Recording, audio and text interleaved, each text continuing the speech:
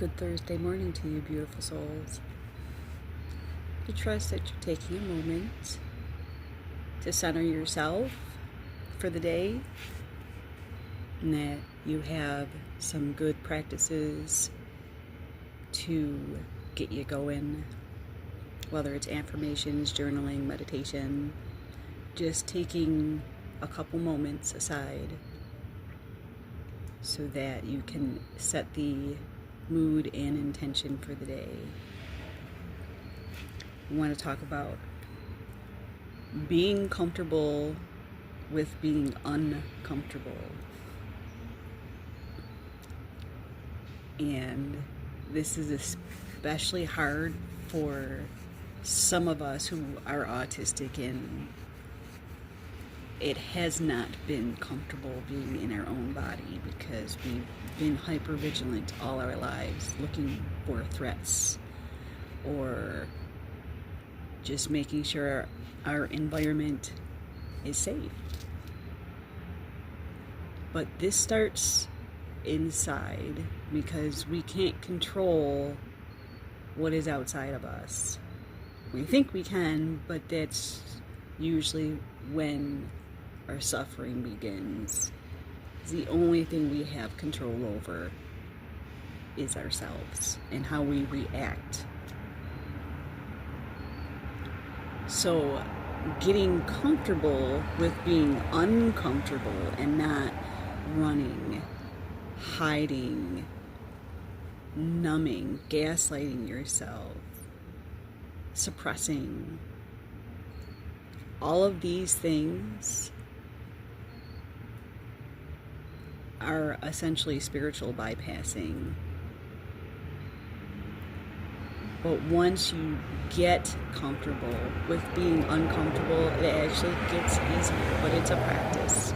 Something that you have to witness and observe every day until finally it's not such a struggle and you find it more at ease, and you find you begin reacting less.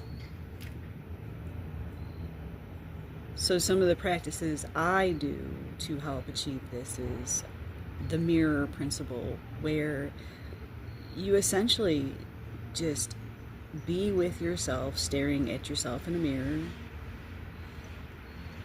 and telling the things that you desperately need to hear, that you think you need to hear from other people, you really need to hear from yourself.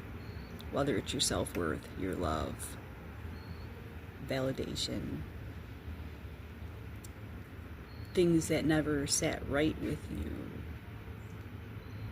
All of that is in you coming up to be healed, and staring at yourself in the mirror is such a vulnerable act, and a lot of people struggle with this. I know I did, and sometimes I still do, but it is so helpful to just be in the presence of yourself, of witnessing yourself. And the old stories you used to tell yourself will slowly drop away. It's not going to be an overnight thing, although for some people that actually might happen. I've had a time or two where some beliefs that I had about myself, just one minute they were there and the next as if it never existed. So it's not that it can't happen, it can. But the point is to just sit in being uncomfortable without distractions, noise, anything. Just sitting with yourself. Another way that I actually am able to do this is journaling. Just not thinking about it. Just letting it flow through me. Just writing. And on the opposite end of this, you can use your non-dominant hand to tap into your inner child. Because usually when you're writing in your non-dominant hand, it looks like a child wrote it. And in essence, that's what's happening.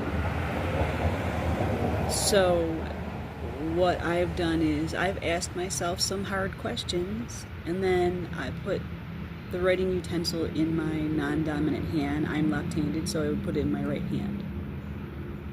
And just whatever comes out is what comes out, and that's what needs to be addressed in that moment.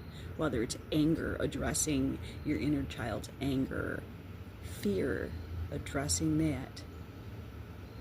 Whatever that might be for you, this is something that I have found is really, really super helpful for me.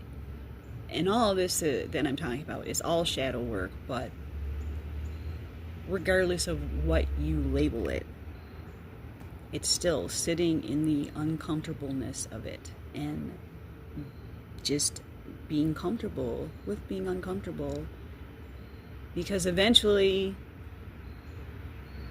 it'll fall away. So with that being said, what are some of the practices that you have found on your journey? I've mentioned a couple of mine. I'd love to hear from you. You know, is there something that you have found that has helped you that you'd like to share? This is a community, and I'd love to hear from some of you.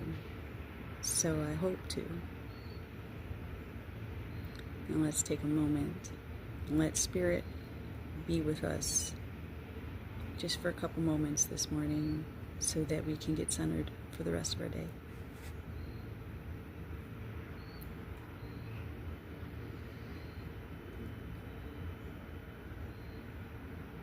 Spirit, we thank you so much for being with us today, letting us to come together, to share, to connect, to help each other grow in spirit for not just our highest elevation, but for the rest of the consciousness on this planet. Because every action that we take to better ourselves is a ripple effect. And it touches the people that we can't even possibly imagine, both in our past, present, and our future. They're all happening at the same time in this moment. So when we make conscious decisions to heal and elevate ourselves, we are helping to heal the rest of humanity. And we thank you so much for this beautiful gift. We thank you so much in times of darkness where we're able to anchor into you and our higher selves and our angels, and that you always have us. We are always supported and loved.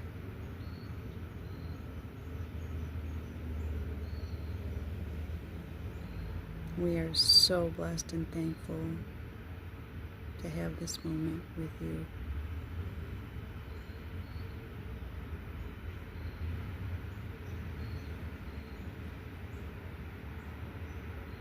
Thank you again.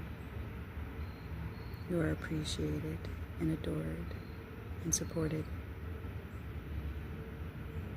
Amen.